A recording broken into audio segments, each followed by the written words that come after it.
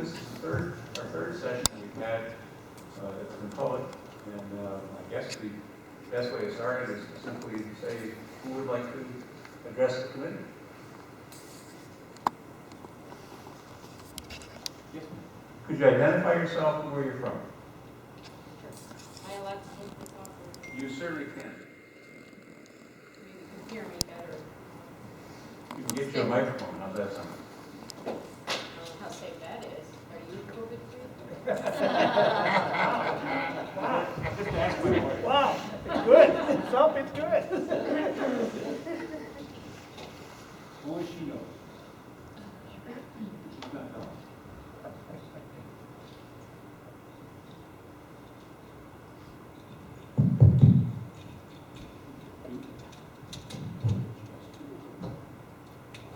Get my own.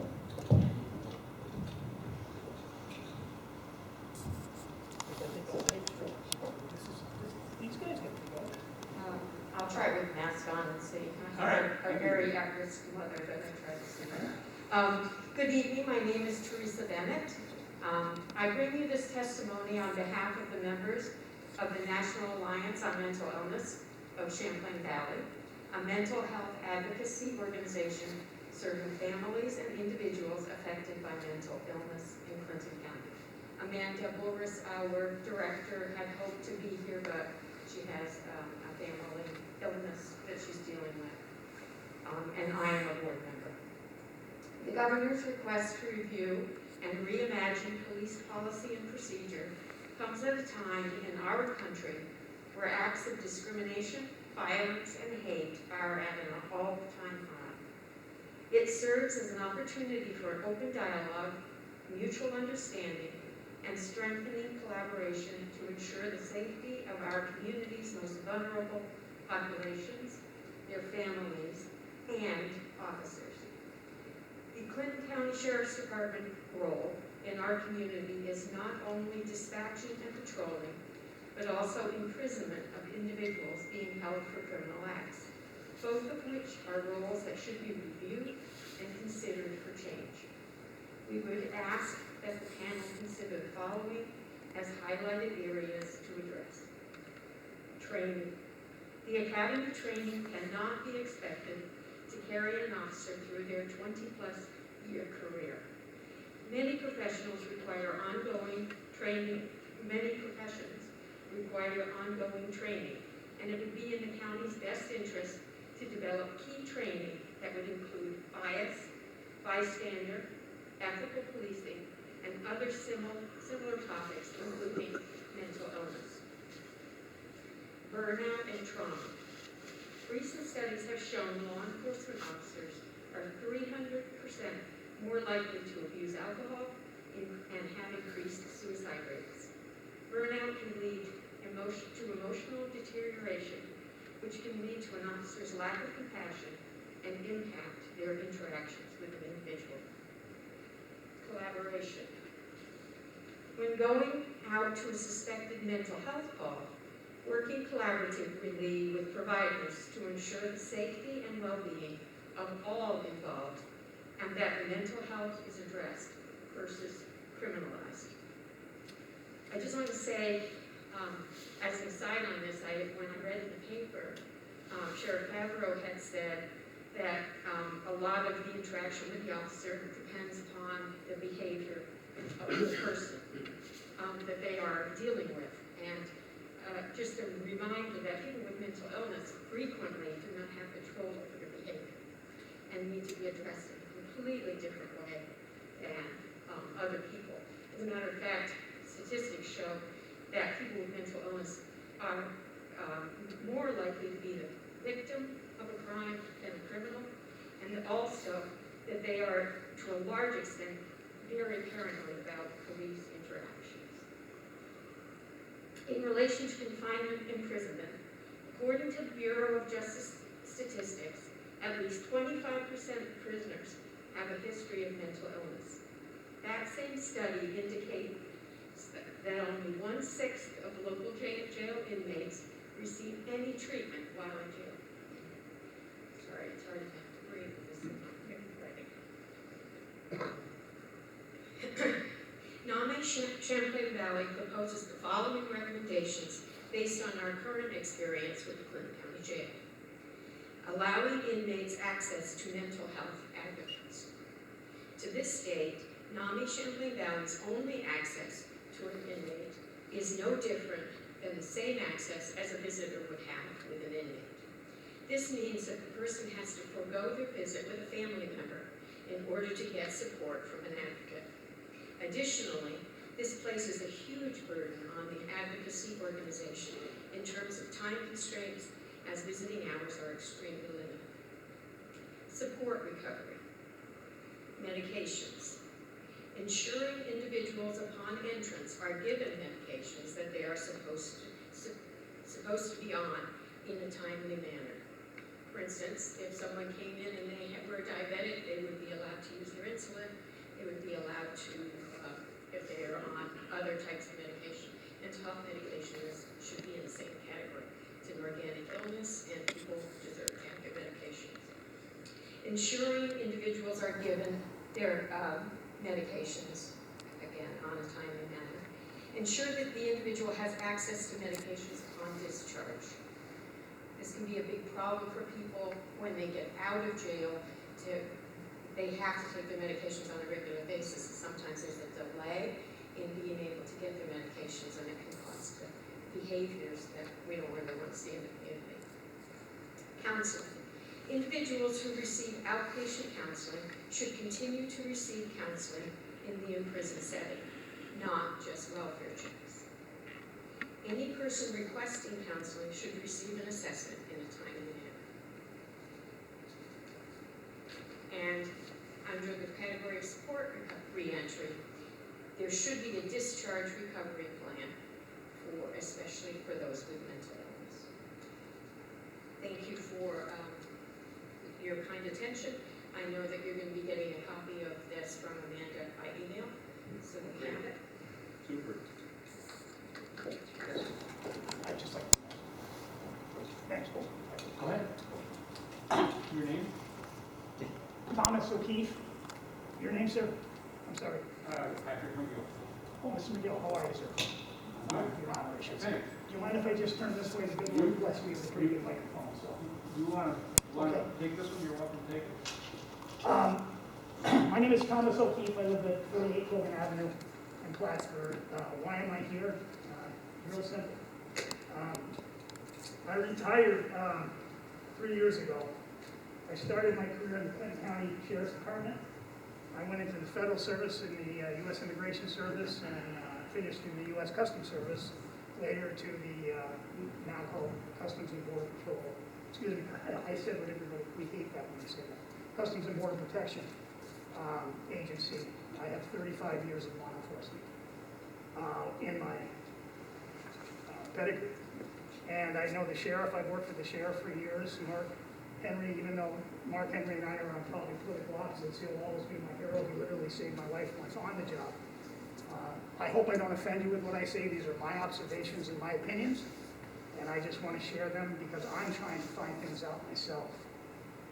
Can you take your mask off or use the mic? I'm sorry, okay. Use the mic or take your mask off. Tom, we can get you a mic right there. Coming right there. It also works better for the recording.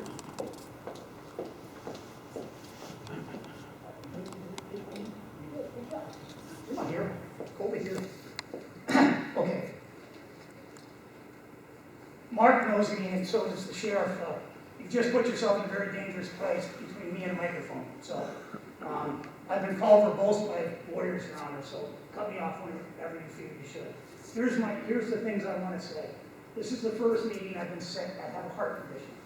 I have since recovered, and I feel like I'm 30 again, so I really want to pursue what I consider injustices in this world. Man, you blew my mind, and it's incredible because I used to do exactly what you're talking about as a deputy sheriff, taking people to the St. Lawrence Psychiatric Center. It was one of the most hated chores. I thought we were so far out of place. And here's my point quickly. When we think about reforming, we have to think about the times. In the immortal words of the Eagles, there's three sides to every story. Yours, mine, and the cold hard truth. But in my opinion, as a seasoned law enforcement officer, we have to put law enforcement less in a position or they have to do this. I used to tell my boss this. We walk in uniform and armed, and in the time it takes you to blink your eye, literally blink your eye, I have to make a decision if somebody lives or dies, or I live or die. Now that's not, I'm not looking for a cross to be built for me, but I just would like that part of the quotient to be remembered too. I can also tell you in 35 years plus, I have seen racism, I have seen bigotry, I've seen misogyny, I've seen all types of things. And I've done a lot of research. I wanted to wait a little bit to speak, but I get so antsy since I recovered from this heart condition, I can't even contain myself. My wife and I literally had to have a talking stick because we were interrupting each other, which will be a very salient point I bring up in a few minutes. We got to make sure we don't talk past each other. I learned that as an experience as a practitioner. In customs, I was not only a customs uniformed officer, I was the union president for 30 years. So I was an advocate. And that's basically all I did, was advocate. So, I mean, I know a little bit about what I'm talking about here. And I would love to offer to you, sir, this committee, whatever I can do, including and up to, I have a business, a conflict resolution business. And there's millions of them out there. To use those, we need to sit down and have a conversation, and we need to talk about racism, and we need to talk about bad shoots and good shoots, and we need to talk about uses of force, and we have to do it in a way that respects and does not undermine the rule of law. And that's not that impossible. And here's just an easy example. When they talk about defund the police, you know what I think of? Now we have dispatchers. When I was a patrol officer, you did the dispatching yourself.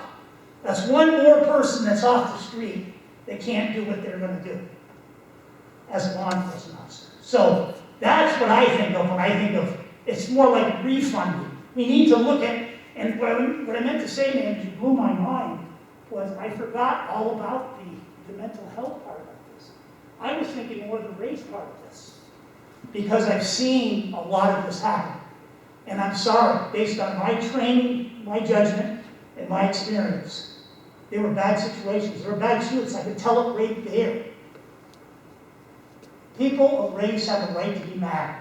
If we don't acknowledge that, and if we don't take a long, hard look at this, we get a problem. We get a big problem. And this is more than just bail.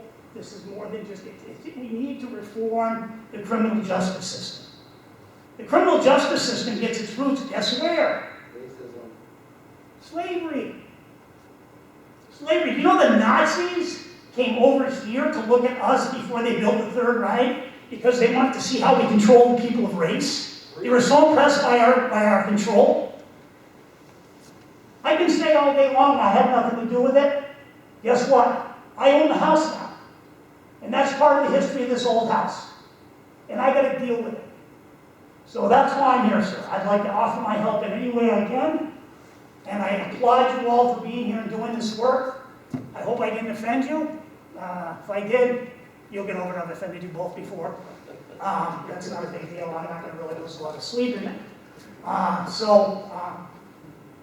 Thank you. And, God bless America, and I guess God bless law enforcement, and God bless people that feel marginalized. I myself have had it. I am tired of watching them be marginalized. So I'm here to help. That's basically what I got. Thank you very much.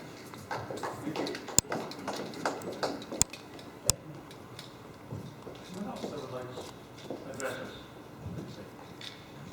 Yes, sir. Whoever. Need to get something we can hear you. I'm giving Rochelle a workout tonight. Could you state your full name, please, sir, and your address? Yeah, my name is David Smith, I live in Plattsburgh, New York. And Sheriff Connie Fisher says hi.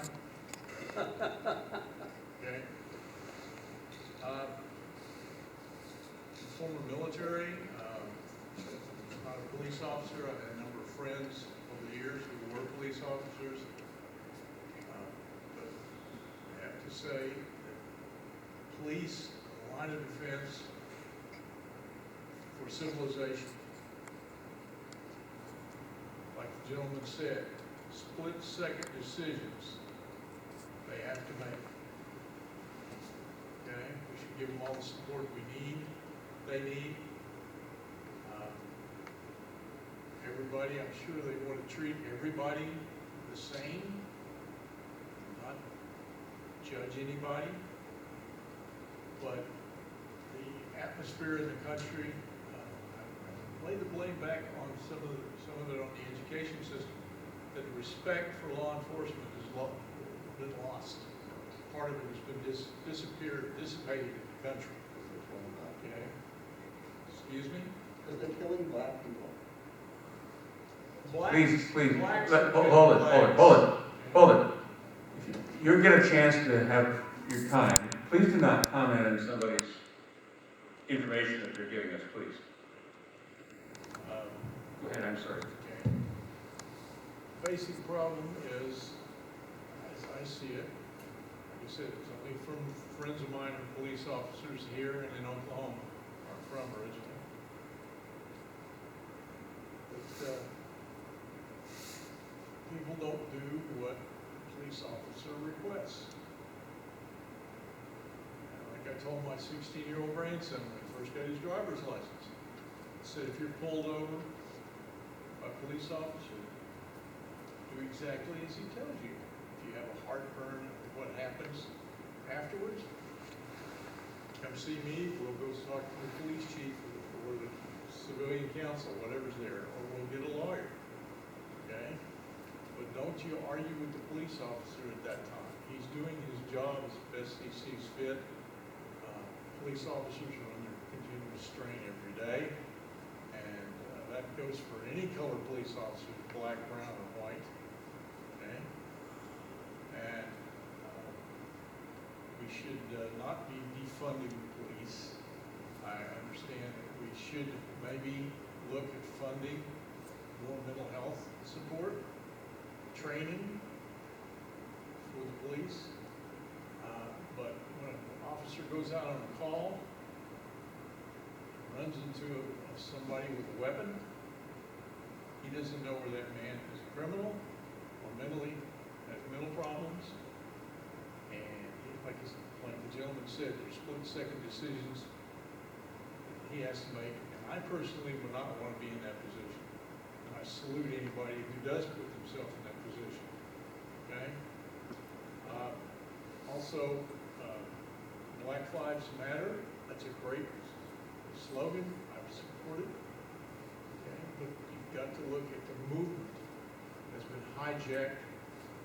The leaders of the movement are Marxists, and they're not ashamed of saying it. The lady that does the comptroller for Black Lives Matter is a convicted terrorist who was pardoned by President Clinton his last day in office. She had served 16 years in prison for bombing federal facilities.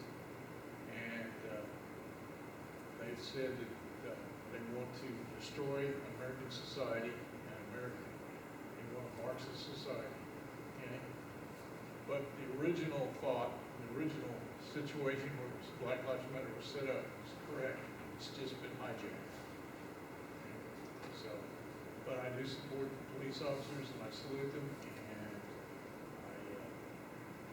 I think they do a wonderful job, and like I said, if I was a young man, they'd have to pay me a hell of a lot of money to do what they do. Okay?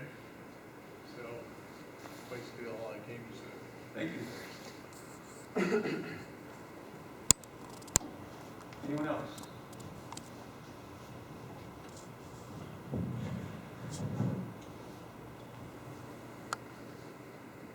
Good evening. I'm Matthew Bates, Assistant Public Defender in Essex County. I live in Morrisonville. I love the first two commenters. I would associate my comments with them as well. Very excellent points made. Mental health and racism are public health crises that we're dealing with, and I don't think it's ever been bad as it is right now as far as the tension. Obviously, we've always had racial violence in this country, starting with slavery. The gentleman's point, Mr. O'Keefe, is well stated that really the modern day roots of policing stemmed from the slave patrols, which occurred in the South and even up in the North in Boston and cities. We have to, I think, be realistic and tell each other the truth about that. That really the genesis of law enforcement and its widespread roots throughout the country has been as a way to enforce racism and systemic racism. And I have to say, I tried to do my homework a little bit and watch the video that I was asked to watch on the 15th of September, and I only got 5 minutes into it, and I had to stop. I was entirely disappointed. It started with Judge McGill. I respect Judge McGill a lot, but when he basically said that the reason that we're here is because of Andrew Cuomo's order, I just think that's a bad way to kind of start this, because it basically says that the only reason we're here is because we're told to be here by, I don't always agree with Andrew Cuomo. I'm very outspoken when I don't agree with Andrew Cuomo, but I think he's very clearly right in basically calling a charge to every community throughout the state to say, hey, we need to talk about this, and we need to look at the roots of systemic racism. And then, obviously, Sheriff Agro, we know each other. I interviewed you. I voted for you. I voted for Judge McGill. I think you were a far better choice than your opponent, and I'm glad that you won. But I was extremely disappointed by, the music playing Marvin Gaye's "What's Going On." It just seemed to be tone deaf. I mean, basically, Marvin Gaye, in his iconic, now rated as the #1 album ever in Rolling Stone magazine, the best album ever, he was saying what's going on is police brutality. And it seemed like your response was, well, it's really just the media, right? The media has these small snippets and they're putting up this, and it seemed, I could be wrong, but it seemed like you were making this more of a media issue than a policing issue, and that disappointed me. Really, I think what's happened in the last 5 or 10 years, quite frankly, is racism has always existed. All of these things that we're now seeing with Ahmaud Arbery, with George Floyd, with Sandra Bland, Michael Brown, Philando Castillo. I could go on for quite a while because that's what we're dealing with. Elijah McClain. I watched the murders of Elijah McClain and George Floyd, and they weren't media snippets. They were 10 minutes of officers murdering black people. And it's horrific. And it still pains me to think about watching these videos. And now, every day, seemingly, we have a new story. Now we have a deputy in Ohio shooting a guy going into his home in the back 3 times. We have a huge problem in this country as it relates to policing. And quite frankly, we do need to defund the police. Because basically the police are state violence. The fact that black men in this country, that the 6th leading cause of death is police officers, is outrageous. It's absolutely outrageous. So we have, the only way that you really fix that problem, quite frankly, I think, is to defund the police. And basically, I know it's a very controversial statement. It doesn't bother me, because the alternative is radical. What we're dealing with right now is radical. The fact that the United States has 5% of the world's population and 25% of the world's prisoners, even though we consider ourselves the land of the free, is absolutely insane. It makes no sense. And quite frankly, I think there's an interesting correlation with coronavirus, that we have about 5% of the world's population and about 25% of the deaths. We have a public health system that doesn't value public health. And we're seeing that at every single level. And the big thing with defunding the police that I think we all need to think about is the economic theory of opportunity cost. So we may have some economists in here, we may not, but just in 30 seconds, opportunity cost is what you lose by spending money on something that you otherwise could have been spending on something else. So when I say defund the police, what I mean is, we had a tragic death seemingly just this last week here in Clinton County where there was a welfare check where the police were going to check on someone. Now, I don't know exactly what happened, and I hope there's a thorough investigation into what happened, but the police had one job, and it was to ensure that person's safety. And that person got shot and is in a hospital. So that did not work out very well. And, the gentlewoman made a very good point that people with mental illness struggle to make decisions like this. And if the person was distressed, We shouldn't have been sending a police officer out there. We should have been sending a mental health counselor out there. So that's the opportunity cost, is by spending so much on police and police vehicles and overtime and all the things that we spend on, we're losing investments in education, in mental health, in a number of other things that we do, drug addiction, substance abuse, trauma, quite frankly. Trauma is at the heart of all of this. I mean, I think Rochelle, I'd love to have her give a thesis to everyone on trauma, because trauma is what we need to circle. Trauma is what leads to crime. Trauma is what leads to alcoholism. Trauma is what leads to domestic violence. Trauma is what leads to all of these ills in society. So we should be looking more at trauma and ways to reduce the amount of trauma that we inflict on communities and societies. And quite frankly, I don't say this easily, but the police inflict more trauma on communities than almost any other institution. And particularly for Black and brown people of LGBTQ biopic, those vulnerable populations that we're talking about, those are the people who bear the brunt of a lot of these interactions. And there's a lot of good officers. Sheriff Favreau has a lot of them. I think the Clinton County Sheriff's Office has some of the best law enforcement officers in the North Country. But we're not where we need to be. And I think that we all need to take account of the fact that we need to do a lot more. And I hope that this turns into something that really does lead to some meaningful changes, because I do think the dialogue is needed, and I really do appreciate a lot of people for showing up here in the middle of a global pandemic when we're obviously all putting our health and safety at risk just to be here. So thank you. Thank you. Anyone else? Sir?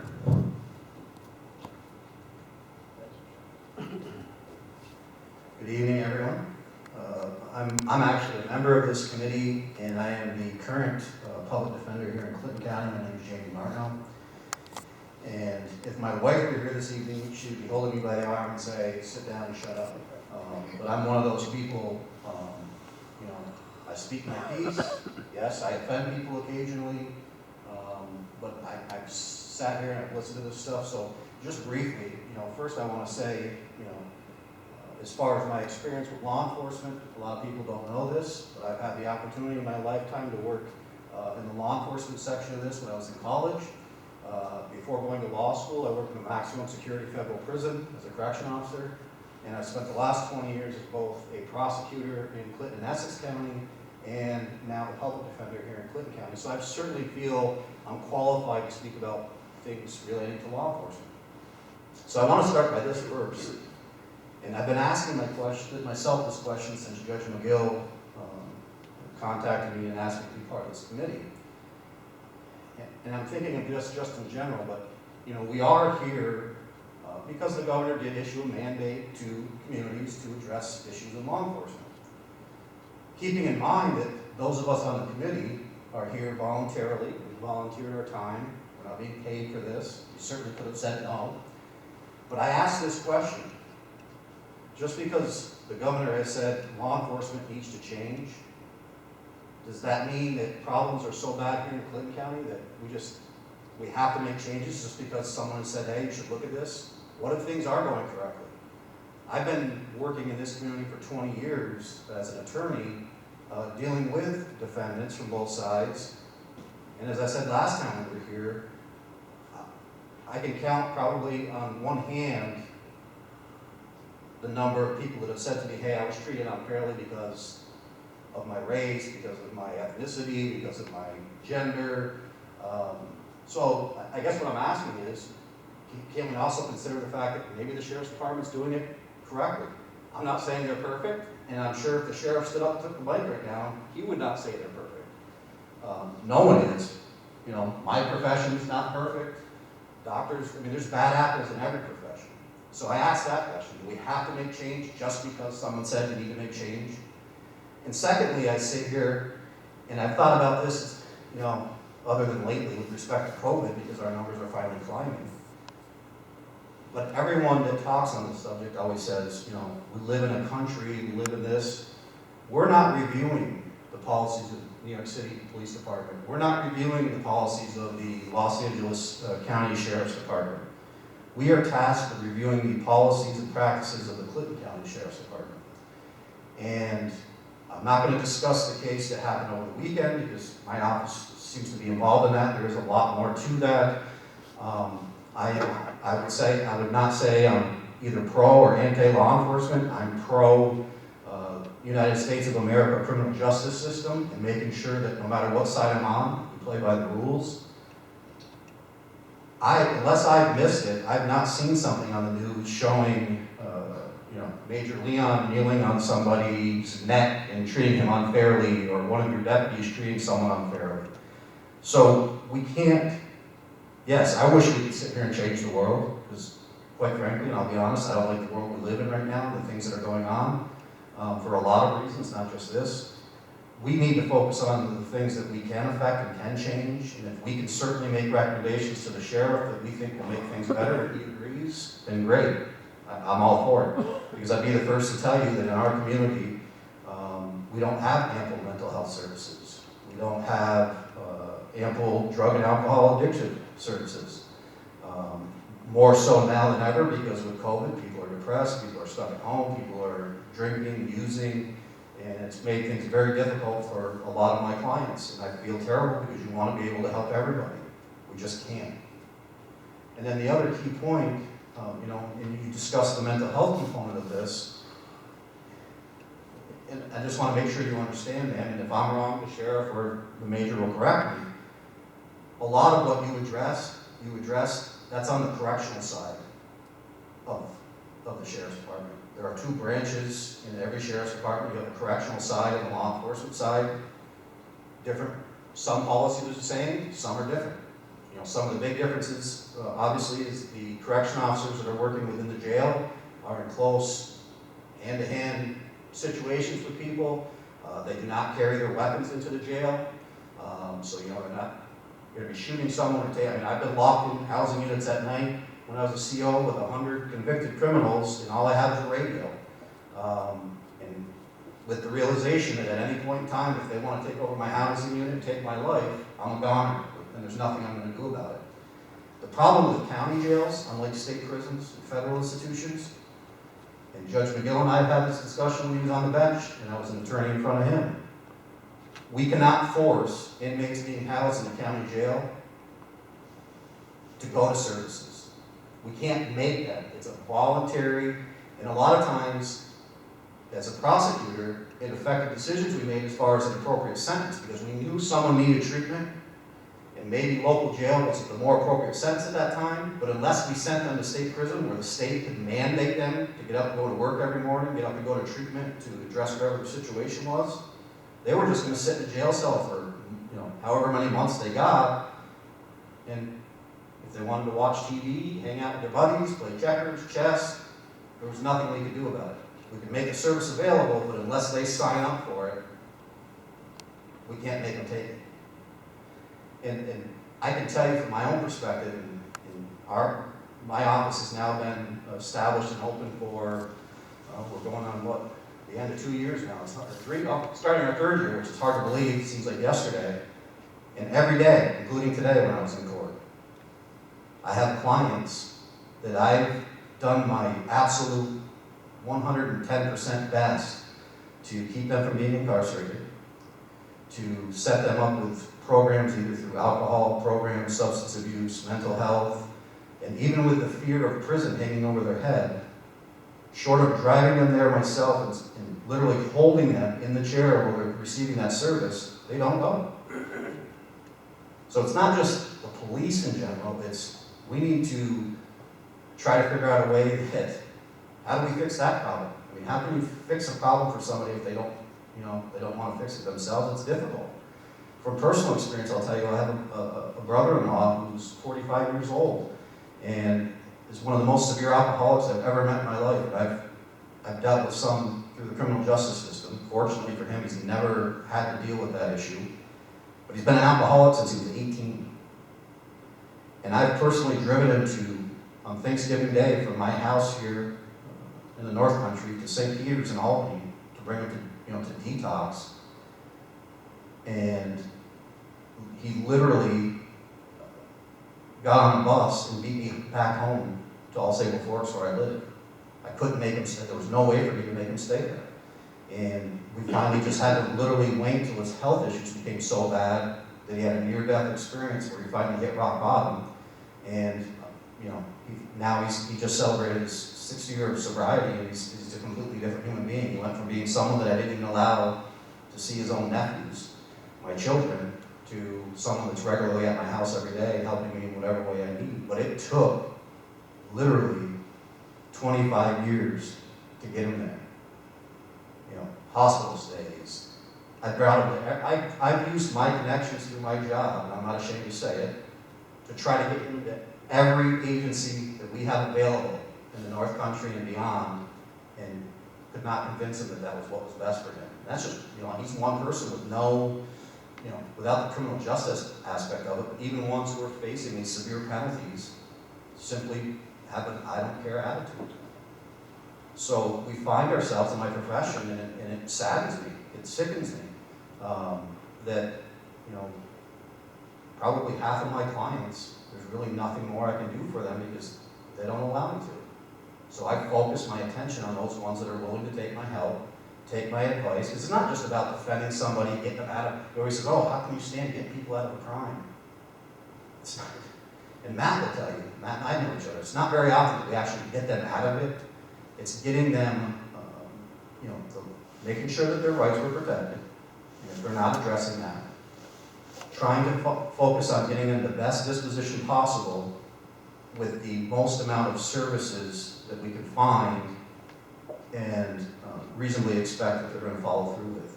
And I would, maybe I'm even on a high number, but I would say maybe only 50% of our clients do that. And, you know, I think right now in my office, you know, we've got over 2,000 open cases, so you know, that's 1,000 people, maybe half of those with substance abuse and addictive qualities that just, they say, I'll go do my time, and when I get out, I'm just going to go back to the same way of life I was in before I went to prison. It's easier, you know, to them it's easier.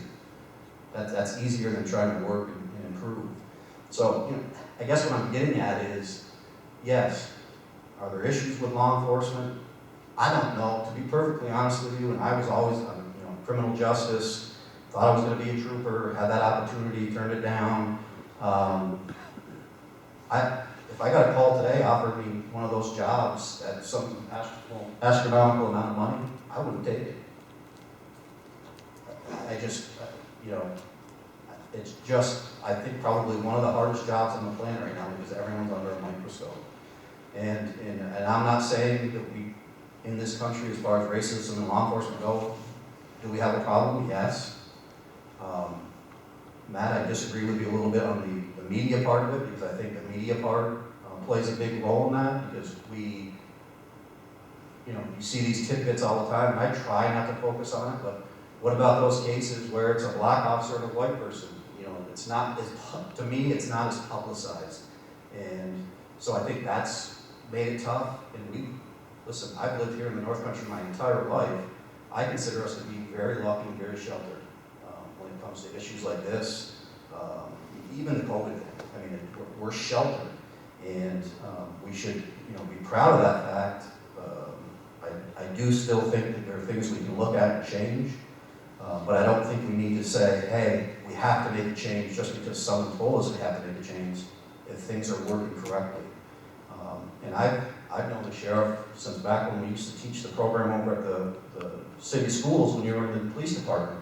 And we've had differing opinions on things. You know, when I was a prosecutor, it was always like, hey, everything's great. And now that I'm a defense attorney, they probably tell you off the record that I'm probably my office and myself are one of the biggest pains in their backside when it comes to this stuff. But they've always been responsive to me. If I have a client that says to me, hey, I'm housed in the jail and I'm not getting the appropriate medical attention or medicine I need, I know for a fact that I can pick up the phone and I'm either, if I want the sheriff, the major, or anyone, they don't just give me lip service. I get a response. Whether it's, yep, this is what we've done and it's been done correctly, or, you know what, this one did slip through the cracks. Because it does happen. But the key is, and you know, I didn't know if the sheriff was going to address this, but again, the correction side of it and the law enforcement side of it are two very, very different things when it comes to dealing with these types of crises and people that are in mental health crises. Because inside the jail, you gotta remember, usually, the defendant's not armed either, so it makes it a little bit easier, because you know you're not gonna get shot or have to shoot them, versus, pulling up on scene and the person in the house who you're told is suicidal starts, a lot of times what happens, just starts shooting out of the blue. We have rules in this country, and if you shoot at law enforcement, you gotta expect that they're gonna shoot back at some point. I don't think we should, respectfully. We should not expect law enforcement just to shoot back at people because they're shot at. They have a duty. So if you were a law enforcement officer rolling up on a house and some guy starts breaking loose with a shotgun, hitting your vehicle, and you're just supposed to get back in your car and drive away? Yeah. And who do you send there to fix it? You send a mental health counselor that's then going to get shot and killed? Under that pattern, obviously not. You would then get a SWAT team. But the whole point is you don't necessarily need the law enforcement officer showing up in the first place to potentially heighten the situation. You want someone who's going to de-escalate the situation. And law enforcement tend to escalate situations. But isn't a SWAT team law enforcement? Who's a tactical team that's trained typically to go in and take over, kick a front door in and drop sound grenades and just start opening fire on people? I mean, wouldn't that make it worse? The short answer is yes. I mean, I think we should all love to see a case study and exactly what happened once we figure out all the information about what happened. But I do think initially we shouldn't be sending someone with law enforcement, because I do think the chances of those shots being fired initially are much, much higher if a law enforcement officer shows up than if a non-law enforcement officer. So even in your own hypothetical, I take issue with it, because I think that it's less likely were someone not a plainclothes person to show up. It's much less likely, I believe, that person would have been shot at. When you have people with a gun and a badge and a uniform showing up at your house, and people are mentally ill, that's not a good equation.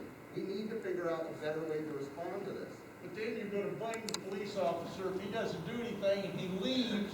Excuse me. Goes to the SWAT team and the guy goes next door and kills people. Excuse me. The idea behind this committee is to get concrete recommendations as to how things can be improved.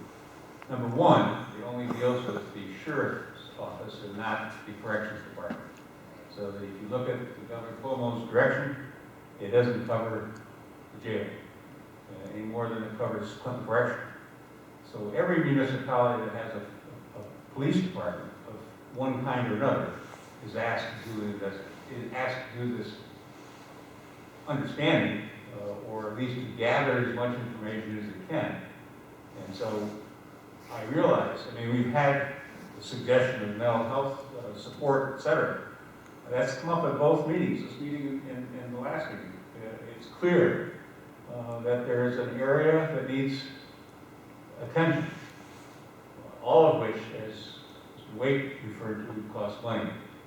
Whether it's mental health support, whether it's domestic violence, whether it's elderly abuse teams, it can be as broad and as wide as you want it to be. And so we're asking the sheriff's department and the sheriff's officers to do a lot of judgment calls.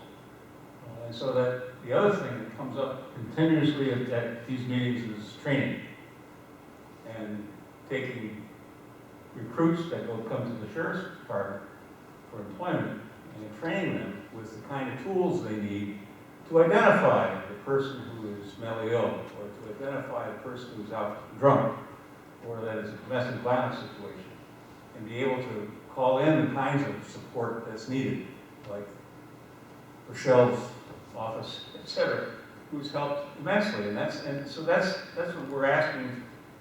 We understand a lot of what the problem is. It's the question of how do you get at it? How do you do it? Do you throw out the baby with the bathwater, defund it, to make it go away? Is that really possible? Number one, or like say an election that one wants to make. So the idea of this committee is to gather information as to how these things could be changed, and in what manner they could be changed that need to be changed. Obviously, with one eye toward how much this all would cost. So we can make recommendations, the legislature will ultimately decide what it wants to do, if it wants to do anything. But that's what our purpose is, and it's really to gather information about how can we improve what the police do. Because certain parts of their job are absolutely necessary. They have the equipment to go out and rescue somebody that's in the middle of the lake drowning. They have the equipment to get to a place quickly. They have the ability to protect individuals who are in harm's way. How do you define all of that is really the question I think is being asked. So I don't mean to interrupt, but I don't want this to get into a discussion. I want it to get into something that offers suggestions as to what can be done to aid, assist, and improve and expand the kind of safety that the community needs, and understanding and sensitivity toward those kinds of things that have caused trouble in the past. And whether the police department was formed because of slavery or whatever, who cares? What we care about is what we do about it now. How do we address that? And that's what we're trying to do. So that's what I'd ask everybody to sort of focus on, as opposed to having a discussion of who's right and wrong. Certainly. And just in closing, I want to say, Judge, you touched on it briefly. You know, my job's the same way. I serve on a board with Rochelle. You know, we have these issues where we almost, it seems like on a weekly basis, we get new mandates from the state that are unfunded. And that's the, I could sit here right now, and if I had a crystal ball and say, here's how we can fix all the problems in law enforcement, but I couldn't tell you how the heck we're going to pay for them. Because there's stuff that we're doing now that I'm not sure how it gets paid for, and I'm certain that a lot of the people in the mental health field that work for Rochelle and her herself put in a lot of free time because they care. And we're lucky that we have people like that, because we certainly don't get the funding. You know, we could, let's say that this committee is, you know, we're able to, thankfully, come up with what we think is the best result in this situation. As you said, we still have to figure out a way to pay for it. Where do you make the cuts? What other things do we let go by the wayside that may be just as important, but aren't in the, you know, the spotlight right now? That's the concern I have, you know, going forward. First of all, Your Honor, I apologize, I didn't recognize you with this mask thing. I mean, incognito. That's fine. Secondly, I'd like to say to you, thank you, and thank you, sir. I mean, I've heard your opinions, but I do appreciate you doing this. Thirdly, is there going to be some type of announcement that shows where this product comes? I have no idea why I'm here, and I'll tell you what happened. I was talking to Chris Rosenquist, the mayor-elect, and I was giving him squeezing his shoes a little bit, because Mr. Henry didn't appoint me to something like this. I've been dying to do something like this. And we were kind of joking, and he told me to come, and that meeting is when I had the problem and had the pacemaker put in. So I'm here to just listen. And I'm also here, if you think you need somebody that actually may have held a shotgun, or have actually been on this situation, or actually been a deputy sheriff taking people to St. Lawrence Psychiatric. I'm a little heartbroken, to be honest with you, because every time I bring this up, I hope people are going to listen, because it does matter what happened 200 years ago, Your Honor.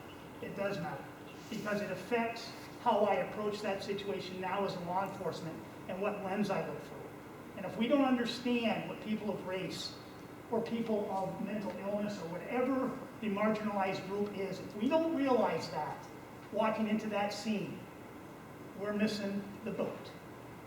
Because it's tough enough to do that in a blink of an eye without all those extemporaneous things.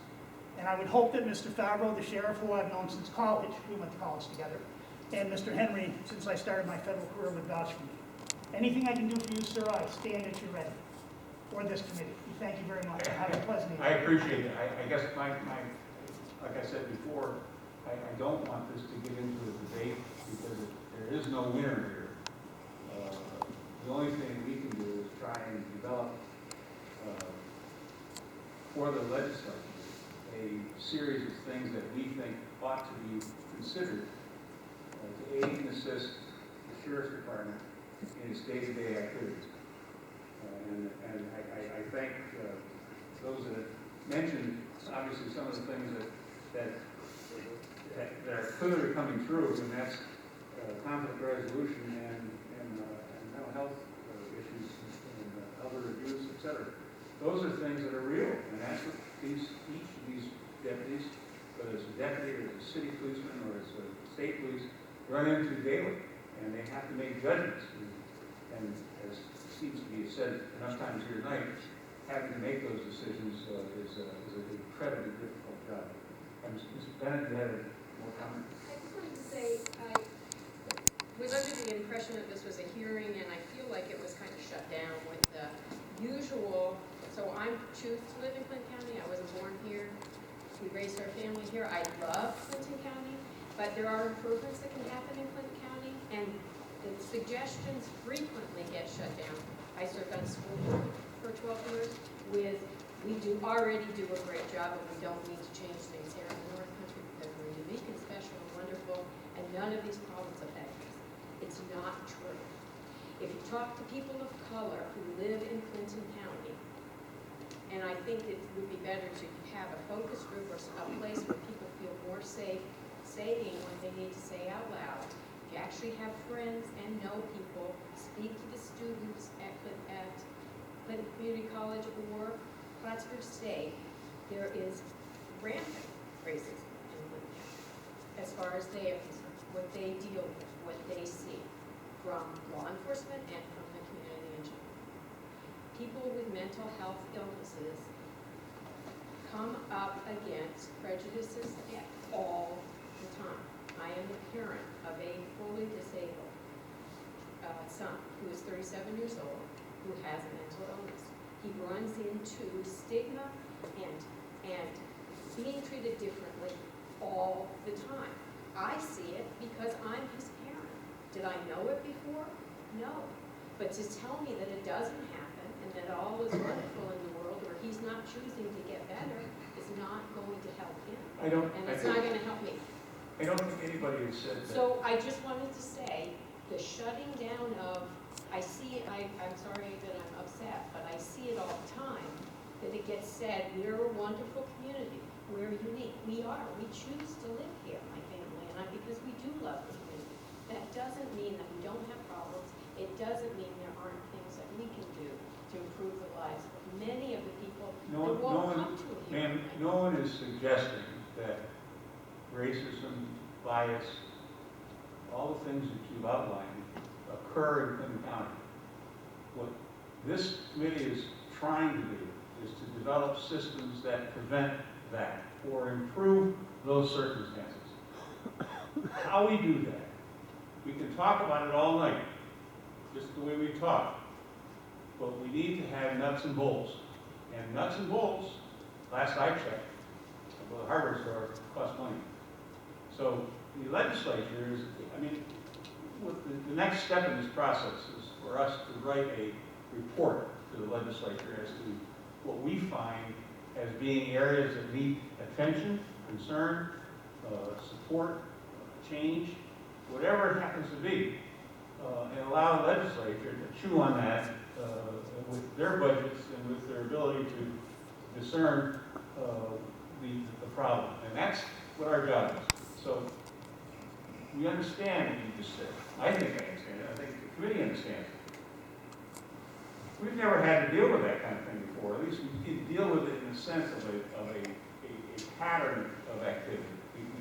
I don't know if we've done that. One of the concerns I have is that you have young fellas being made deputies, and that's what you want to have as deputies, because you want people who are physically able to do the kind of things that a deputy needs to do, whether it's pull somebody out of a river, out of a burning car, arrest, whatever it happens to be.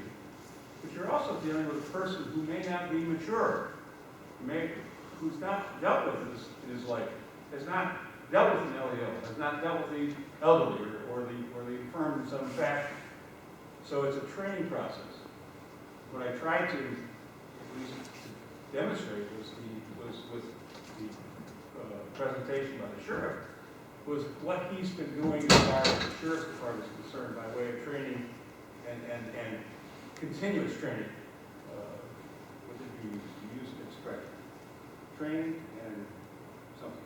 Anyway, it had to do with redoing, because you need to be reminded The fella came here last, sit in the back, and said he's biased. We're all biased, for whatever reason, whether it's because of color or because of sex or whatever the case may be. And so it's a recognition of that we have to instill in the fellow who's trying to enforce the law, that those things exist, and that he may have bias of some kind. That's a tall order. And how you do that is not something you say, oh, A, B, C, add B, and throw it in a ruling. I don't think it's going to work that way. Pieces have been done to some extent, but that's the idea of this committee was to gather as much information about how you do that. What do you do? What kind of things do you install or add to a particular circumstance that enhances it or gives that officer who's on the line who's got to make a decision in 2 seconds what to do to escalate or de-escalate the circumstances or whatever. What tools can we give him that makes him a better cop, a better officer? Or her. Respectfully, Your Honor, or her. I think we need a lot more diversity, right? I mean, Well, the fact that that you may say be- for him and assume that a law enforcement officer was a gentleman, I think is problematic. Respectfully, Your Honor. I'm sorry I talked in terms of masculinity, but that usually is the way it's done generally. So the question is I believe, yes, I have no problem with having females as deputies.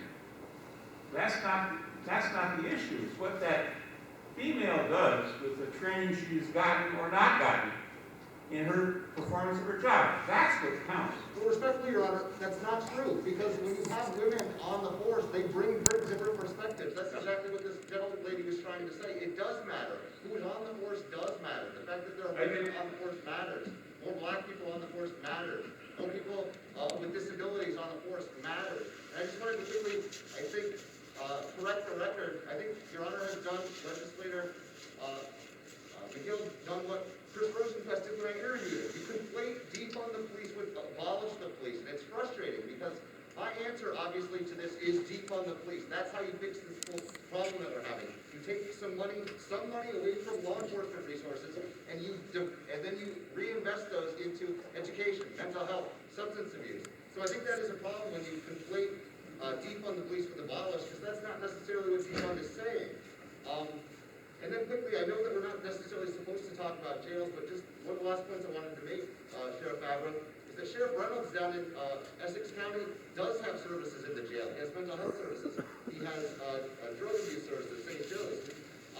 Why can't Clinton County do the same thing that Essex County is doing as far as having Tiffany Snow a liaison? Excuse me, Matt. Yeah. I just want to take a moment to educate. We do have mental health services in the jail. Okay. Clinton County Mental Health and Addiction does go to the jail. We also have addiction services in the jail. And we do have medicated assisted treatment in the jail. Is that new? No. For years. Yeah. So I wanted to educate the public a little bit on that. So we do have those types of services in the jail. What I also do want to recognize, I do believe historical trauma, societal trauma, all play a part in your interactions, and that purely the presence of law enforcement can in itself cause a traumatic experience for someone. And I have done training with the Sheriff's Department on trauma and how their interactions can inflate trauma and cause additional trauma. So I do agree with additional training. I was able to do it with a small group of people, and then I was able to do it with the whole department. So I do think those continued trainings and education absolutely need to happen. We have had many discussions on how to respond to a crisis, and I do believe having a social worker involved with crisis situations with law enforcement would be very helpful. We run into all the same issues that we've talked about here, funding, how do we make that happen, right? And the other thing that we have talked about, specifically the Sheriff's Department, is case managers and social workers to meet people right where they're at, and then be able to link them to services within the community. Just quickly, I do apologize, Sheriff, but when I was in Clinton County, one of my frustrations was I could not get someone evaluated at the jail. And maybe that's changed, but whenever I wanted to get someone to the drug court, that was Judge McGill, I think I had to ask for an order from you in order to get someone out just to get an evaluation done to get into treatment court. I hope things are better, but I've experienced frustration within the system of not having adequate access to people to do full evaluations. I feel like there are some services, but I feel like we can expand services and do much more. Agreed, and I think we all would agree that there is some frustration with the lack of access to services and engagement, and I do think there are more community things that can be done in partnership with law enforcement to support the behavioral health system in general. So I do apologize for misrepresenting that. I'm afraid to ask. Does anybody else have anything they want to add to the minutes? Yes, sir. Yes, sir. You can.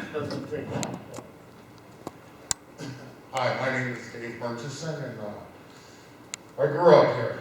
I was a dependent here at Plattsburgh Air Force Base. When my father retired, he became a counselor at Plattsburgh State. My mother worked for the 380th Bomb Wing Engineering Department. My mother was from Pittsburgh, which is Allegheny County, and my father was from New York City. Both my parents were in a situation where the Vietnam War ended. This room actually was a room that I learned database, transport, receive, because I wanted to be a pilot. I did not no longer wanted to be a pilot based upon the Vietnam War ending. I'm 46, I had a bad accident, and it was an accident. It got out of control afterwards. I watched George Floyd die on TV. The only person I ever had to speak to that made any sense was Sheriff Pfeiffer. I want to get back to my growing up. I went to Peru Central School. It was fun. I'd never been outside these gates. So when I enjoyed myself, it was at high school. Both my parents wanted to separate themselves from the military after the war. I'm a little nervous about it because it's hard to speak about because neither one of my parents are here, but they would want me to speak. I love it here. I raised 2 kids here. It does not take a good adult to raise a kid. It takes a good community. Both of my kids are doing very well. My daughter graduated SUNY Newport. My son I had him at Clinton Community College, went to pay for his tuition. He looked me dead in the eyes and said, "Dad, save your money." He said, "I don't want to put the work in." Today, my son sells insurance. He lives in Myrtle Beach. He's doing very well. My daughter is doing very well. And she lives out in the Poughkeepsie area, and she's had to stand and represent people with mental health issues because that's what she did. It's the same thing that my father took on as an education, and that is to help out others.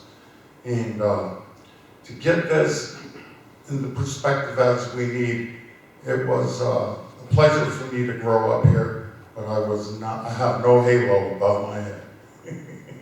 And one of the things that gives me encouragement is that there are good people here. The court system here has saved me many times when I did run across bias or systematic racism. By all means, I've always had people here for me, including something that happened that I had no idea happened until I sat down at Campus Corners to have breakfast. And I'm going to share this story with you because I just wrote about it today. I work in the union. I'm retired. I was able to retire at the age of 46 from a car accident. But one of the things I want you to know is it was very difficult for me to be raised here as a black man and very, very arrogant. I know what I want to be and I know what I want. I am what I am and that's it. I need not hear about racism. I need not hear how somebody has beaten another person because he is black. What I want to hear is that we are one. We are the same. And it does not matter. It does not matter what happened yesterday. I want to talk about today. I had to write this letter. And at the same time, I had to ask my wife a question. And she said, I don't want to talk about it no more. And to this day, it scares me. I mean, to this hour, it scares me. Because we are separated. Because I suffered from a traumatic brain injury from a car accident. And for me to call it racism and to say that I'm a George Floyd of Clinton County, no, I am not, because I'm alive. And those things that happened after the accident, I was able to speak to Sheriff Favreau, and I was able to work through that. And when I got back on my feet, most of my friends were able to run back to me and tell me their problems. And not a one of them is black. And when I get back to my kids, I know I'm jumping around. I'm very proud of them because of the simple fact they were able to tell me something that none of us in this room could have ever said. And that is, Dad, I don't like going up there because they're stuck in a time capsule.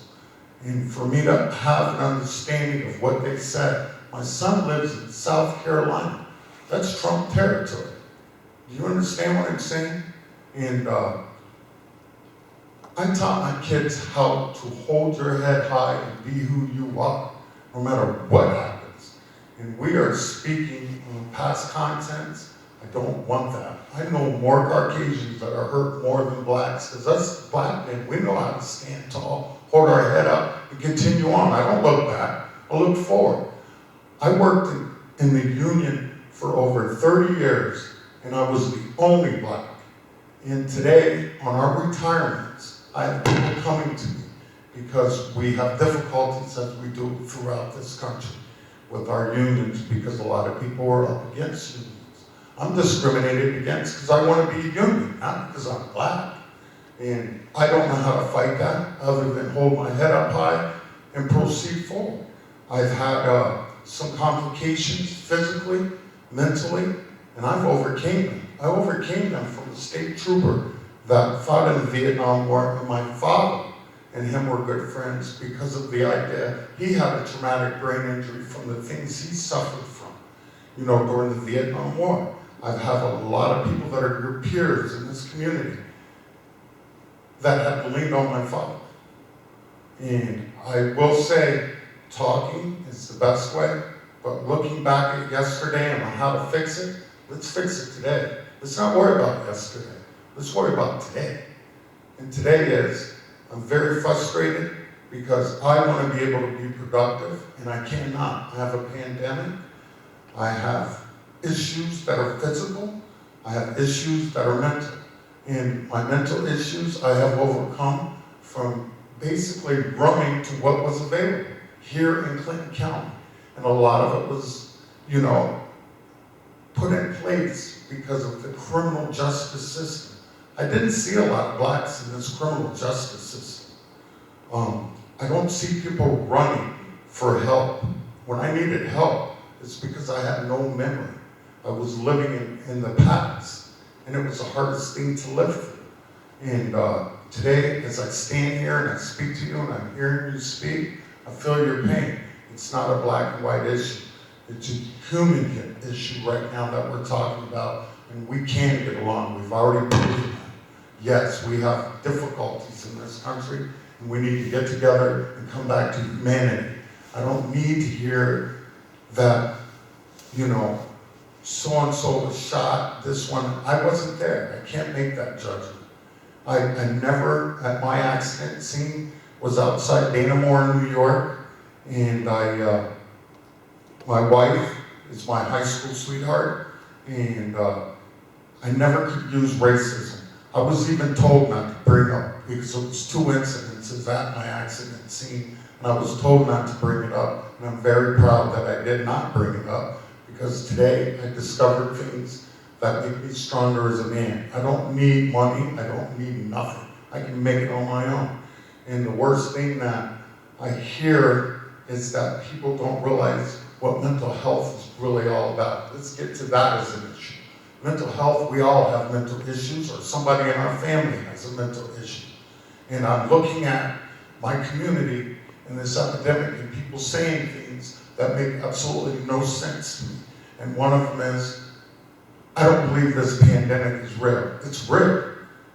My daughter ran to me when I had a job and told me about this, and I kind of blew it off, and I stayed in my apartment. And I will let you know, I have to separate myself from my family right after that accident because I've seen how detrimental I was to them. I had 2 kids that were going to go to college. I'm proud of them. I don't cry over it. I'm not mad about it. I have to work on myself. I'm selfish. I have to work on me. I have to do this first before I can go like that. And I'll tell you right now, it's gotten to the point that I'm not sure we're on the right track of what this committee is all about, because I don't see the people here that I invited except for one person. And I will let you know, I told you about Allegheny County, I told you about New York City, one is Rockefeller, and one is definitely Carnegie, and this is why my family chose to come up here. My mother and father both lived in Madrid, Spain, and decided to come back to the United States and serve their country. Because John F. Kennedy was killed was the only reason why they went to Spain. Came back and watched his brother get killed. But this is where they stayed. And I will tell you, I just lost another one of my father's friends who was stationed here. And he literally had to talk to me to get me to realize that anger isn't the issue. Pointing fingers isn't the issue. What the issue is that we're humans. We're going to make mistakes. We're going to grow. Let's grow. Let's not talk about the mistakes we've made in the past. Let's talk about what we can do today. I lived in the Caribbean, and they didn't have a prison. They used to make people work. And for an outsider to see it, you would just think that they had a regular job. And that was what they used for punishment, was to give them a job. And the jobs they gave them were jobs I'd love to have. And I really think that Sheriff Favreau needs to be he really needs to be, he needs to be congratulated. He doesn't need to be picked on. He's done a great deal for this community. And I'm very proud to say that I know him, and I can talk to him as if I was drinking a beer. You know what I mean? And I don't drink. I quit drinking in '96. The person that I run to is a retired state trooper, and he's somebody that can't drink. We both quit drinking, and it's really hard because everything comes down to black and white.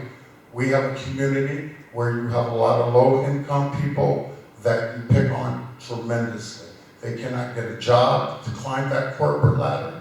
They cannot find a place to live that's halfway decent. I'm seeing this, and these are Caucasians. There are many blacks out here that are very strong that can't make it. But I do want to tell you, it's mental health issues, and they need to be addressed more than we need to talk about this black and white issue.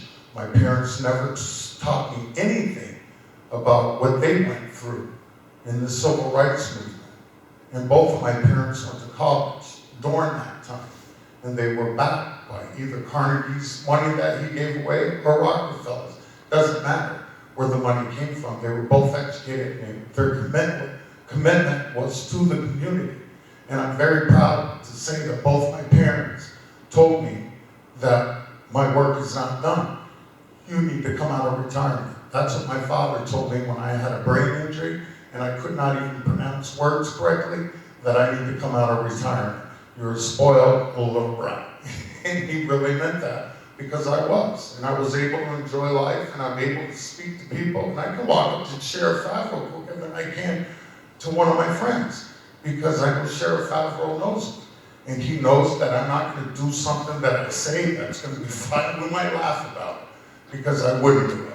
And we know I wouldn't do it. But some of the things and some of the fears that we have in our community right now need to be addressed, but we don't need to look back, no, by no means. And I want to get back to this story of me when I had an accident, a car accident.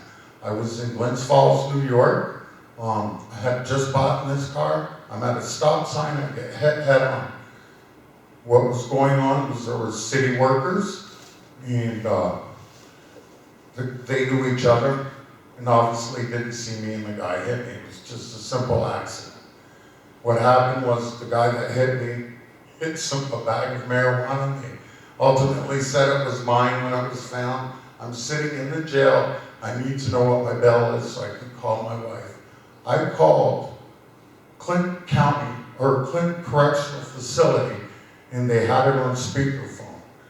Somebody by the name of Doc was her boss. And scared me because he said, never mind what Dave did. I want to know what his bell is, because the the warden's on his way down, and we just need to know what the bell is. That's what you get when you work together as a community and you're honest with each other. I walked out of there. Not only that, a few years later, after it happened, they gave me the money for my car. But I'm just getting at the fact that I never said a word. Somebody else said it for me. That's more powerful than you could ever imagine.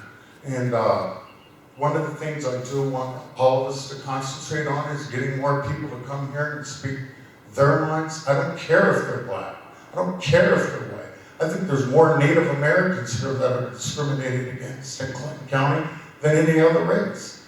I think they're very intelligent people. I've worked with them hanging iron, and they're amazing people to work with. And the stories they have are amazing. I really hope that we can get this community together so that we can understand what each and every phase of our lives are, because I couldn't be a cop. I had a state trooper that tried to recruit me, and Dave knows him. I mean, he's a total, I'm not even gonna say it, but he knows that I couldn't be a state trooper because there were people that I knew that I would have to arrest, and I don't have the skill set that it takes to be a cop. I would never crucify a cop. I would never discriminate against a cop, and I've always said yes sir, no sir to a cop. And I will tell you, I've had bad experiences with cops, but those experiences change. If you keep your mouth shut and abide by what they say. There have been, altercations that I have, but I've never been arrested for them. That's really all I have to say, but I thank you. Thank you. Anyone else? Yes, sir. Hi, my name is Remy Drews. I'm from Saranac Lake and I'm new to the area. I think the issue of defunding the police is the wrong word. It's reallocation of resources if you want to get to it. And really, someone hit the nail on the head about what's going on in this country today. It's about conflict resolution. If you want to resolve any conflict, it comes down to emotion.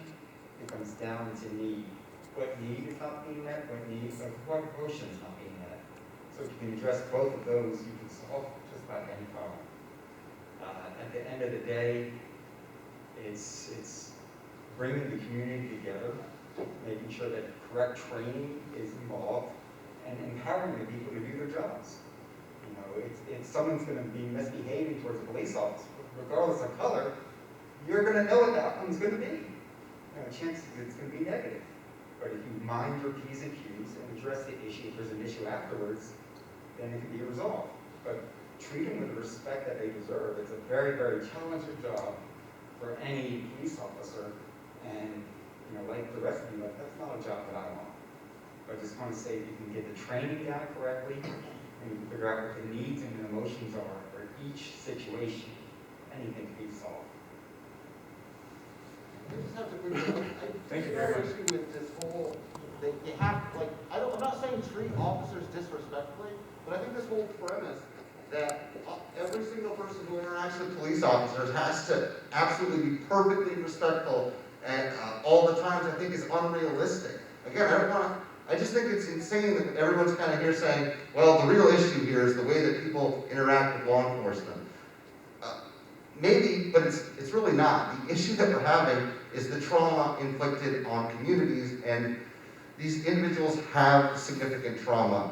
And what we're doing is we are re-traumatizing people by using the criminal justice system as ways to correct behavior. That's quite frankly what our prison and jail system has been used for mostly, is redirecting or correcting behavior. I can't tell you how many times I get a stupid interaction and then cops show up and the guys start treating the officer disrespectfully, and then all of a sudden they're getting the crap beat out of them. They got resisting arrest charges, obstructing government administration. I mean, anytime any of my defendants shows any slightest bit of disrespect to the police officer, they often face violence, they often face additional criminal charges, and I think that we have to work on civility at writ large, but I think that we need to place much higher of a burden on law enforcement in the way they handle these situations, because they are the professionals. Those are the people who are showing up to de-escalate situations. And you know what? If people show up and are rude to police, then the police should honestly be trained at how to resolve that conflict in a manner that doesn't often result in violence or additional criminal charges, because I can tell you that oftentimes I'll have a low-level either drug issue or low-level assault, and then all of a sudden, a guy may be intoxicated and makes bad decisions, and then all of a sudden that person is facing maybe prison time or additional thing, because officers, whenever people disrespect them, they use the system to punish them very, very, very harshly. And I had to say, I just take issue with that, because I'm sorry, but this whole thing about, defund isn't the right word. Well, reallocating resources and defund is the same thing. I mean, you don't like the verbiage, but this whole pushback against defund I find very frustrating, because it doesn't matter what we call it. The police and the white supremacist culture we have is going to oppose it, no matter what we call it. Defund is defund. When people say defund Planned Parenthood, no one says, well, geez, what do they mean by that? Like, it's very clear, they just want less resources to be used for something that they don't like and something that they find causes violence on people. Excuse me. If you have something constructive to say it. We're not. Judge, that's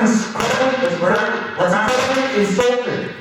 Everything I'm saying, I believe, is constructive. I believe a lot of things you said are not constructive, so I don't think we get anywhere by being very condescending. Exactly right, so please. You're being incredibly condescending, and you're a legislator. You're supposed to be helping this committee come to resolutions, not condescending people who are offering solutions. Thank you.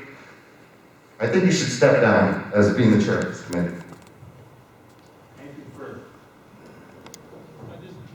I've got 2 sentences. Unless it's constructive, I don't want to hear it. Yeah, this is going to be, I think, it's constructive. Okay. I agree that there's mental health issues that should be addressed in society, okay? But the citizens should face their own personal responsibilities. One, a lot of people have the attitude that the world owes them a living, and nothing is my fault. That is part of the problem, okay? And I've seen many police officers de-escalate situations. So, I just wanted to say those 2 things. Part of the problem is the feeling that's been permeating the society. Thank you. I do have to leave. Thank you, sir. Thank you. For your time. Anyone else? Yes, ma'am.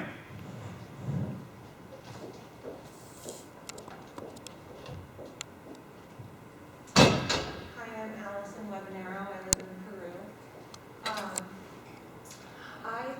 I think I have something constructive to add.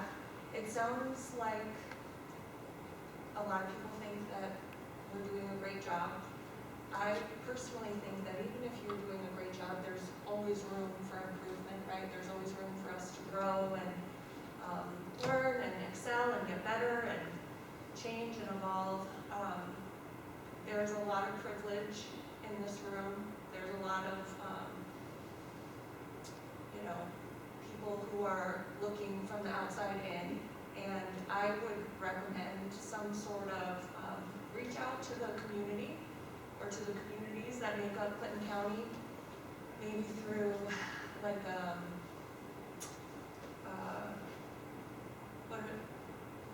Google, I'm so sorry, I completely lost the word, but some sort of reach out to the community, asking people, like a survey, right? There are some free Google resources that you could use, maybe sharing online, asking the towns in Clinton County about their interactions with the sheriff's office to help aid you in your list that you're going to share with the legislature. We've heard a lot about mental illness issues, and I think you've all kind of said that that is a concern and it's something you're going to be looking at, but I just thought to kind of get a little bit more of a reach some more perspectives from people in the community, maybe more people who have had interactions with the sheriff's office. It might be beneficial as you are forming your list of recommendations to get a kind of wider perspective than just the individuals who are coming here because, you know, people don't often come to public meetings, which is unfortunate, and we don't always get the input that we want at public meetings, and also we're in the middle of a pandemic, and so it's very difficult for people to get out anyway. So that would be my recommendation, and I'm happy to help volunteer my time to help you create that if you need that. Thank Do you. you look to move these to online, given the fact that the pandemic is seemingly going to become much worse over the next couple of months? I didn't hear you. Should we seek to do this online because the pandemic appears as if it's going to be getting much worse in the foreseeable future? And has there been any discussion about making, because that might help us out both safety-wise and in bringing in more people? Because I think, I can only speak for myself, but I have some concern being here today, right, because of the global pandemic. But I found that this was so important to be heard on this that I'm here anyway. Has there been any discussion, and are we capable of moving this to an online forum, like a Zoom meeting? I don't believe that the county has the ability to have a Zoom meeting of the dimensions that you're talking about. I know that we've done the legislative meetings on the Zoom with 10 people in a room kind of thing, which I'm not sure how long longer that's going to last. So I don't think there's a technology available for it. That's my understanding anyway, at least because that was suggested at the beginning of the early part of the committee was to do it that way, but it doesn't. We don't have a facility to do that. Anything else? Sure. I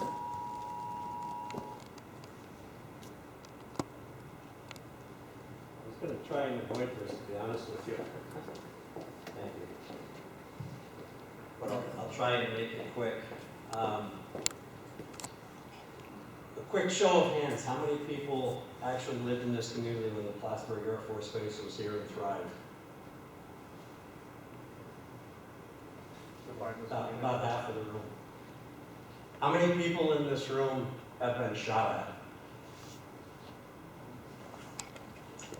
How many people in this room have put your hands in somebody's open cavity to save their life? Okay. How many people in this room want to sign up tonight to do that for $34,000? Okay. Decisions are difficult. They're never perfect. I've listened to Ms. Bennett, and my heart goes out to you. You know that. I hope you know that. We have done a couple things up at the jail, a lot in part with Rochelle and with NAMI, but also a lot of the training and control. But I think one thing that we need to realize, as the judge stated, our mission with this particular committee, and it doesn't, the overall mission doesn't have to end there, but our mission with this is to take a look at the delivery of law enforcement services in Clinton County. It is not fair to bring up George Floyd. When we have a George Floyd in Clinton County, I will be there with you, and we will deal with it. It will not happen. As a police officer, I can't even begin to condone the behavior that I saw there. Multiple other cases that have been thrown out. Taking a look at shootings, taking a look at police brutality cases. Yes, they are snippets, Mr. Wade, and as a defense attorney, you should know. You would not want to defend somebody with a 15-second clip on video. It is not fair for us as human beings to judge somebody else just based upon that. Whether it's the police officer or whether it's the defendant, it doesn't matter. We can't redirect our services here in Clinton County based upon some of those events that we've seen. We need to take a look at our services. The mental health cases, they're huge. They're absolutely huge. Now, Rochelle, you can probably tell us with a nod, if you had to go do a welfare check and they said subject has a gun, maybe suicidal and homicide, you going? With law enforcement. With law enforcement. But we've agreed that, well, law enforcement shouldn't show up in those cases. There's so many different variables, people. The one thing that is the same, whether you're black, whether you're white, whether you're male, female, doesn't matter. You have a heart. You're a human being. We need to respect each other. So to make comments and to say police who are trying to be a conservator of the peace in general should not be respected exacerbates the problem that we're dealing with. We are creating a younger population of people that are saying, I don't have to respect you. Yeah, I was going 80 miles an hour down the North Wind. I ran into this little old lady. I don't have to put my window down and give you my license. These are things that we're seeing from younger people. We need to be careful. I see a degradation of the family values, which is where a lot of this started decades ago. Probably many of us in this room, if not all, when you got in trouble in school, who was the person that you did not want to know? Yep, that's right, Dad. Or Mom in many cases. Because you knew, man, I'm going to get in trouble. Well, that was respect. We all got the lectures. You got the name. This is our family. Respect it. Don't engage in conduct that's going to tarnish a good family reputation. We've gotten away from many of those values where family, time at the table, conversations are important. And when we lose them inside the confines of a private home, and we filter that out into society, and we lose them in society, we end up with what we're seeing today. Throwing bricks at police cars, lighting police cars on fire. Can anybody give me the names of the white police officers that were executed by people on the streets? Probably not. Did you see the Clinton County Sheriff's Department protest and break windows and light fires downtown or in any community because of that? Probably not. We don't see these things. We need to support public order. We need to respect each other. We need to look into the various causes. This is not a one-size-fits-all. We can't, it would be ludicrous to think that we could sit down together and say, we're going to come up with the solution to the global problems that we're seeing right now. It's not going to happen because not every situation is the same. It doesn't get repeated exactly the same. Yes, we see violence. Yes, we see shootings. Yes, we see lack of respect. There's multiple things we have to evaluate. And our department, just so that you know, whenever we have a critical incident, doesn't even have to rise to the level of a shooting. We have an after-action briefing with the people involved. A lot of times we'll bring in mental health workers, we'll bring in different people that can help us out. But we need to understand what just happened here. How did this unfold? How could we do it differently? Are we perfect? Absolutely not. And ma'am, as an Allison, you said it perfectly. Let's strive for perfection. If we can reach excellence, that's great. But we always have to strive for perfection. Most likely never going to get there, but we have to always try and improve. And we can do it little steps at a time. But to try and compare Clinton County to Minnesota, to Virginia, to some of these horrific incidents, we're not going to get anywhere. So let's try and focus on our community for the purpose of the reasons why we're here tonight, and take a look at the delivery of services in the county. You know, we've talked about, Mr. Wade, you had brought up several times the escalation in crimes. Have you defended many people that have been victims of that through the Sheriff's Department? That you said they respond to a crime to help them and things get out of control and they come up with all kinds of charges against them and you have? Yeah. Have you addressed it with anybody at our level? Yeah, I was on the Sport Coalition to try to reform law enforcement around drug addiction. I've been one of the most active members of the bar in trying to reform police through sport, through a number of different organizations. I had a podcast where I interviewed 70 people in the community about things about how we were innovating and how we can do better. So I'm an advocate. Yeah. I was on it.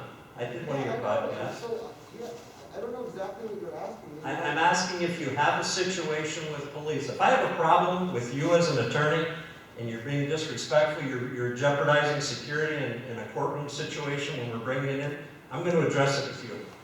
I'm going to bring it to you, then I'm going to continue steps up through however we have to be able to deal with that to get it resolved. The problem is our system is designed where it's adversarial, where it's my client who's generally poor and indigent, his word against the law enforcement officer who 90% of the time, a judge or a jury is going to take the word of the law enforcement officer over my client who's a drug addict. So there's these power disparities that I think you're glossing over, quite frankly, and I think that's part of the blind spot that you're seeing with law enforcement. Well, let's defund the judicial system. We don't need attorneys. I agree with you. No offense. I think we need less law enforcement, and then that would lead to less paying of attorneys and judges Well, and prisons. Do your homework, because I I've done know. my homework respectfully. Well, do your homework, and if you look in communities where they have tried that and you see the homicides. You're wrong. I'll show you the data. No, excuse me. I got the mic. So please. We looked at that today. We looked at You just statistics. told me to do my homework, so please don't be condescending to me. Well, I'm not condescending, I'm stating facts, and you do know what that is, the facts. And I'm telling you that the homicides for this year Give me the data. are up I don't have a gavel, but if I did, I'd probably use it this time. I don't want this to become a debate. He's specifically addressing me. I understand, Mr. Wade, and this is obviously a close subject to you, and it's a close subject to the sheriff. And so that's what I'm trying to avoid. I'm trying to make this as constructive as possible, as opposed to as controversial as possible. So let's try and keep it that way. I think in closing along those lines, the point that I really wanted to make is at the end of the day, it comes down to people, and it comes down to mutual respect. And we have seen what this community particularly suffered from a lot of adversity is when we lost the base. We had some awesome people that brought so much culture, so much diversity to this community. And when we lost that, we lost an awful lot. And I don't have the answer how we get that back. But that was a really great asset for us in the North Country, that we have seen some significant changes since that. At the end of the day, it comes down to mutual respect, it comes down to communications and realizing that no matter what people's backgrounds, what their ethnicity, that they have a heart and that they're human beings. And we have to try and deal with people on that level. And we make attempts to do that. We are not perfect, and we can always improve, and we always look for ways to improve those particular issues. And those are the issues that when we get input, we try and resolve and we try and improve them. That being said, I want to thank everybody for taking your time and coming up, and I want to thank you, sir, for chairing this event and prior meetings as well. I know people are here on their own time, and I thank you for that.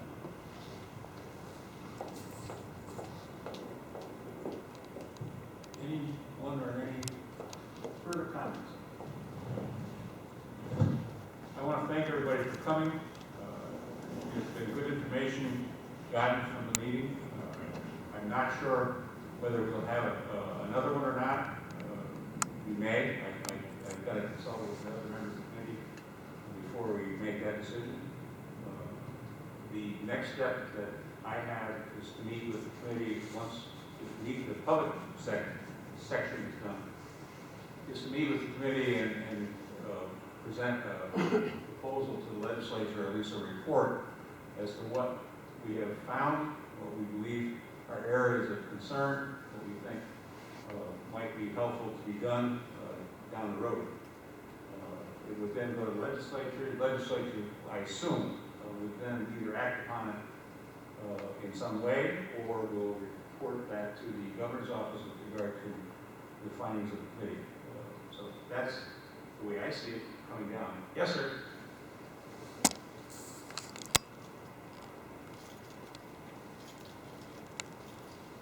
Thank you.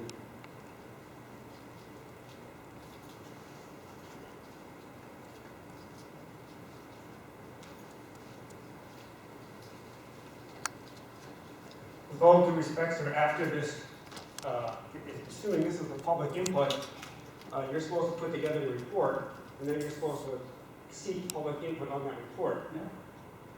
Well, I didn't hear that. So this committee is now 2 months behind schedule, according to the, No, we're not. really? Really? Really? Yeah, really, Really? really. Yeah.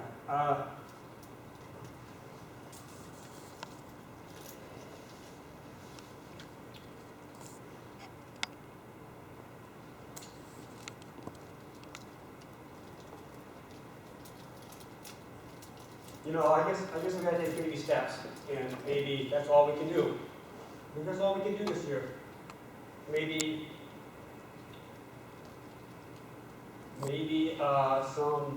some anti-racism training.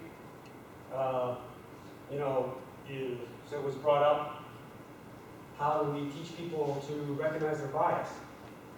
Well, that's actually not that hard. There's actually a lot of people in this country who can know exactly how to do that. And they're really, really good at it.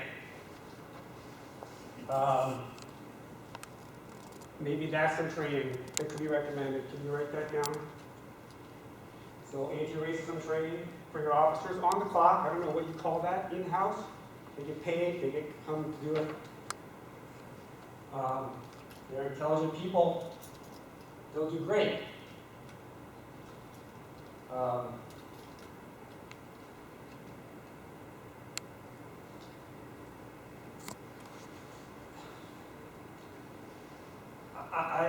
I'm just obviously a little bit at a loss for what to say, because this whole process to me is not in the spirit of what you've been asked to do. It's not in good faith. To suggest that we can't mention what's happened to George Floyd, and that's the whole purpose of the committee. And that's the whole purpose of Executive Order 203. It's not for any other reason than to evaluate your policies based on bias. Now, I know that you're becoming accredited, and that's great. But I don't think that that means that everything is as good as it can be.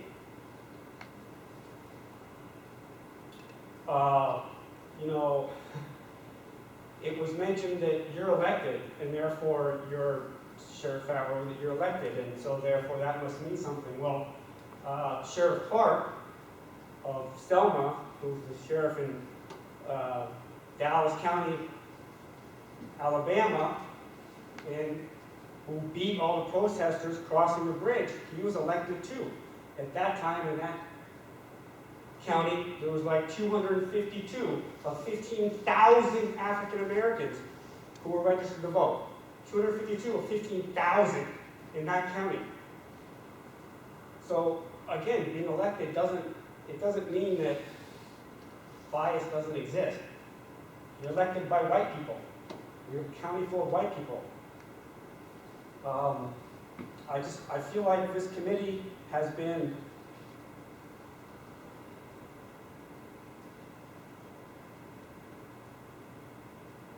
y'all think everything's fine.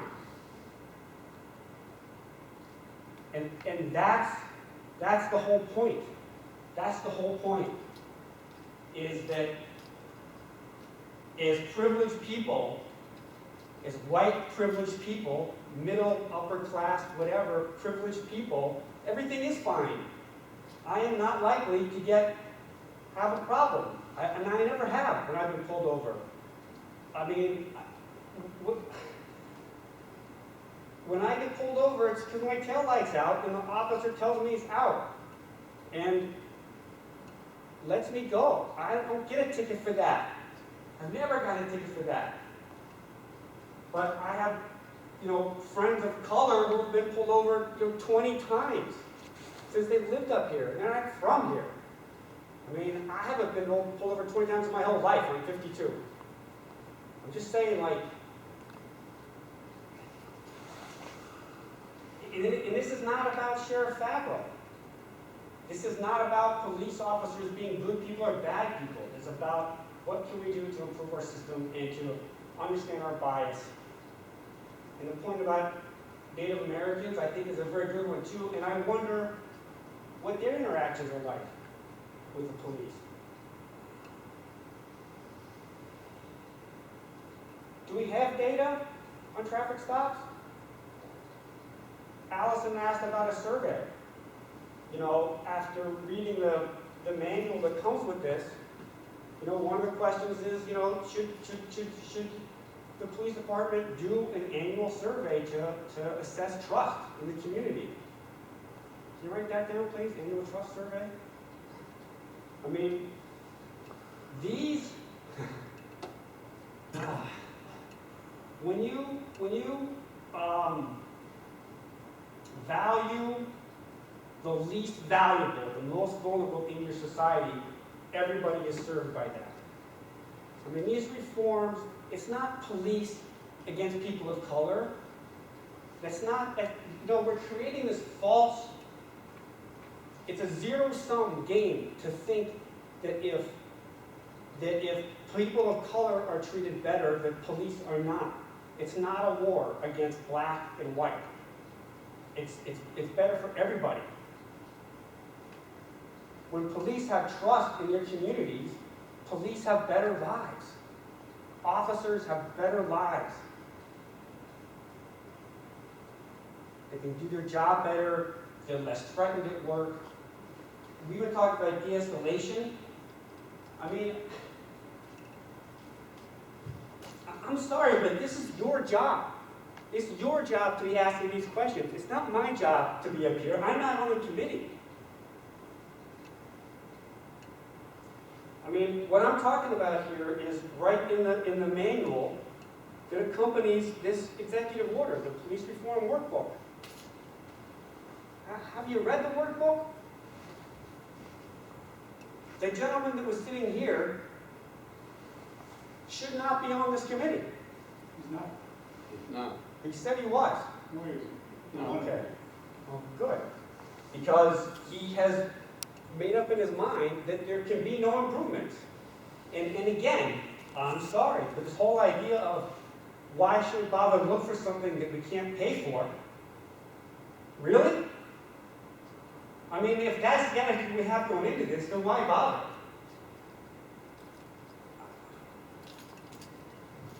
I guess I'll leave it at that. Well, no, I'll say one more thing. This is the third meeting. And when you say, I don't know if we'll have another meeting, I don't even know, what are you talking about? This is April 1st, so you're going to have 3 meetings about this the whole year? This is an order from June or July. The workbook was put out in August. That's the best that Clinton County can do is 3 meetings on this topic? Sorry, it's infuriating because it shouldn't be up to the few people sitting in this room to guide you all on how to run this committee and how to do your job as a good committee. And again, I will ask, like, has the committee even read the workbook? Because I have not seen evidence of that. And in the workbook, if you had read the workbook, you would see that not much gets said right in there. Don't expect to get much if all you do is reiterate your policies as they are.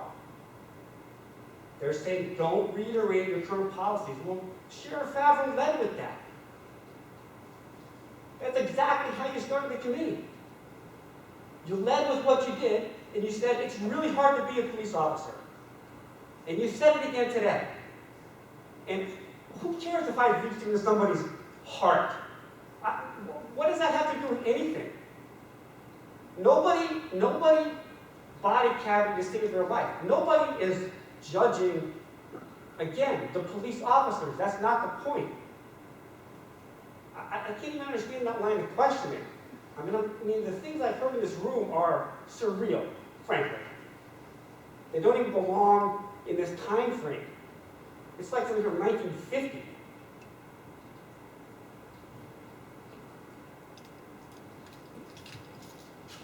Who's running around with the mic, gentlemen? Of all the people on the committee, thank you very much. Who's running around with the mic? That's 5. Any further George, I would just reiterate, I do respectfully think you should step down as chair from this committee, because as someone who's been a judge for many years in this community, when you specifically prejudge my potential response and say that it suggests it's not going to be constructive, and you try to chill speech from people that you obviously don't agree with, that's not someone who should be chairing the committee on this, frankly. I think you should step down. I respected your work on the bench, but I think you come off as biased, and I do associate myself with the comments of that gentleman. I do think that this entire committee has been set up to accomplish almost nothing.